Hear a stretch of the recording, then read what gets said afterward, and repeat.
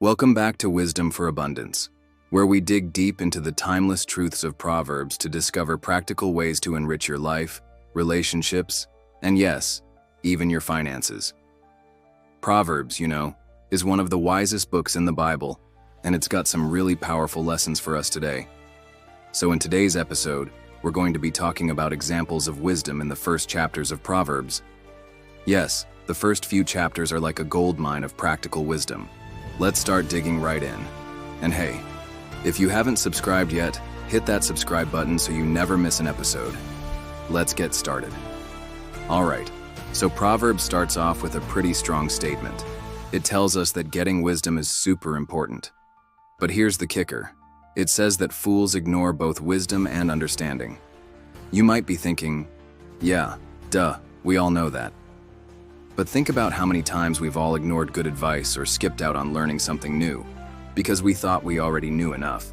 You know that saying, pride goes before the fall? Well, that's kind of what's going on here. We could be missing out on something great because we're too proud to learn from someone else. But here's the cool thing. Proverbs 1:7 says that the fear of the Lord is the starting point. Now let me stop right there. When I say fear of the Lord, I'm not talking about being scared of God. I mean, yeah, He is the Almighty, but He's also our Father. So when it comes to wisdom, I'm talking about having respect and reverence for God and His ways. It's about recognizing that He has a plan for us and that He wants what's best for us. Proverbs tells us that people who respect God and His teachings are more likely to seek wisdom and understanding. They know that God wants them to be wise, so they take steps to become wiser. And guess what? When you start looking for wisdom, you'll find it. It's like searching for a hidden treasure. You've got to know where to look and what to look for. In today's world, there's no shortage of information, but finding the right information can be tricky. You've got to be careful about where you get your information from. Proverbs 14:15 says that those who walk the path of wisdom will gain many followers, but the way of fools seems like a dead end. And let me tell you, it's pretty hard to grow when you're on a dead-end street. Think about it. If you want to achieve anything, whether it's personal growth, career success, or financial abundance, you need to be surrounded by the right people. And when you choose to walk the path of wisdom, you'll naturally attract like-minded individuals who support and encourage you along the way. But if you go down the road of foolishness, well, you might just end up all alone. You see, choosing to walk the path of wisdom is a decision that can change your life. It's an investment that will pay off in ways you never imagined. So ask yourself, are you ready to start your journey towards wisdom? Are you willing to seek God's guidance and surround yourself with the right people? If you answered yes, then it's time to take the first step.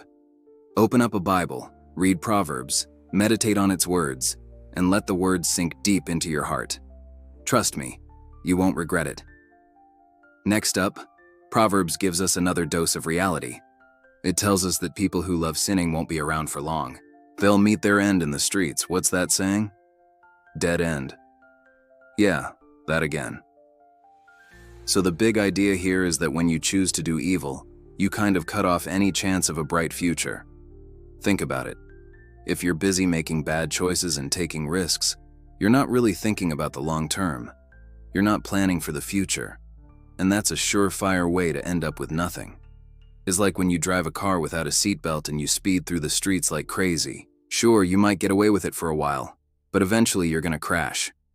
And boy, is that ever true when it comes to life and finances. If you live life on the edge and take big risks that you aren't prepared for, you're gonna pay the price eventually. It might not happen right away, but trust me, it will catch up to you.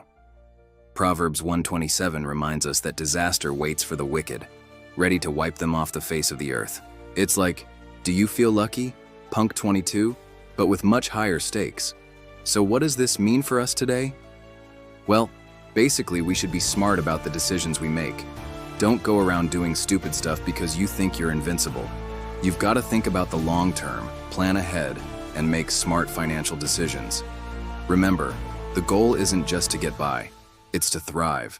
It's to build a life that's full of abundance, peace, and happiness. And that's not going to happen if you're always living on the edge. So if you want to create a future that you're excited about, then listen to the advice in Proverbs. Be smart, make good choices, and don't rely on luck.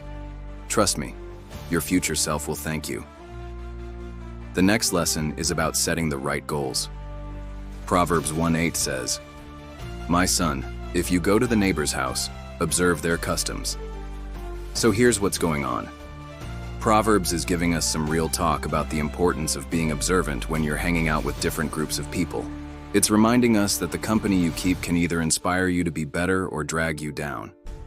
It's all about paying attention to the vibe and energy of the group and deciding if it's a good fit for you. Think about it. When you hang out with people who are always gossiping or complaining, you can't help but feel drained and negative. On the other hand, when you spend time with folks who are motivated and focused on their goals, you can't help but feel inspired and energized. Proverbs 1:9 tells us that we should teach these ideas to the young, helping them understand the difference between right and wrong. Basically, we've got a responsibility to guide the next generation and help them avoid the pitfalls that we may have fallen into ourselves. In today's world, it's easy to get caught up in the negativity and distractions around us. Social media, news, and TV are filled with drama and negativity that can pull us down. But Proverbs is reminding us to rise above it all and set our sights on something higher. So how do we apply this to our own lives? Well, we need to be mindful of the company we keep. Are the people you hang out with inspiring you to be better, or are they bringing you down? If you're not sure, it might be time to shake things up and find a new crew. You can also use this as an opportunity to mentor and guide younger folks, sharing your wisdom and experience to help them avoid mistakes and reach their goals. By doing this, we can create a ripple effect of positivity and inspiration that can change the world. So remember, the people you hang out with can either lift you up or drag you down. Choose wisely and be a positive influence on those around you. So those are 3 of the many valuable lessons we can find in the first chapters of Proverbs. From honoring the Lord to avoiding foolish shortcuts and setting the right goals, these teachings are timeless and relevant to our lives today. As we continue to dig into the book of Proverbs, we'll uncover more practical wisdom that can help us navigate the ups and downs of life with grace and resilience. Now here's what I want you to do. Take a moment to reflect on these lessons and consider how you can apply them to your own life. How can you prioritize wisdom and understanding in your decision-making? How can you avoid the traps of foolishness and shortcuts? And how can you ensure that your goals are in line with your values and aspirations? Share your thoughts in the comments below. We'd love to hear your insights. Also, don't forget to hit the like button if you found this video helpful. And subscribe to our channel for more episodes of Wisdom for Abundance. Thank you for joining us today, and until next time, may you find wisdom and abundance in all areas of your life.